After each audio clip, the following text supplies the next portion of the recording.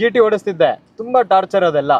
ಏನು ಪೆಟ್ರೋಲ್ ಬೆಟ್ರಾ ಇಲ್ಲಾಂದ್ರೆ ಈ ತರ ಎಲೆಕ್ಟ್ರಿಕ್ ವೆಹಿಕಲ್ ಬೆಟ್ರಾ? ಹೇಳ್ತೀನಿ ನೋಡಿ, ಕಾಲಿಂಗ್ ಇಟ್ಕೊಂಡ್ರೆ ದಗ ದಗ ದಗ ದಗ ಅಂತ ಸುಡ್ತಿರತ್ತೆ. ಇಷ್ಟು ದೊಡ್ಡ ಇಂಜಿನ್ ಪೆಟ್ರೋಲ್ ಅಲ್ಲಿ ಲ್ಯಾಗ್ ಇದೆ ಖಂಡಿತ, ಯಾಕಂದ್ರೆ ಅಲ್ಲೂ ಪೆಟ್ರೋಲ್ ಹೋಗ್ಬೇಕು, ಕಂಬಷನ್ ಆಗ್ಬೇಕು, ಆಮೇಲೆ ನಿಮ್ಗೆ ಪರ್ಫಾರ್ಮೆನ್ಸ್ ಬರೋದು. ನಿಮ್ಗೆ ಇನಿಷಿಯಲ್ ಆಗಿ ಬಡ್ಜೆಟ್ ಜಾಸ್ತಿ ಇಲ್ಲನಲ್ಲ, I will definitely agree. What you will get in Royal Enfield comparatively 650cc vehicle ಇನ್ನು ಬೆಟರ್ ಪರ್ಫಾರ್ಮೆನ್ಸ್ ಇದೆ.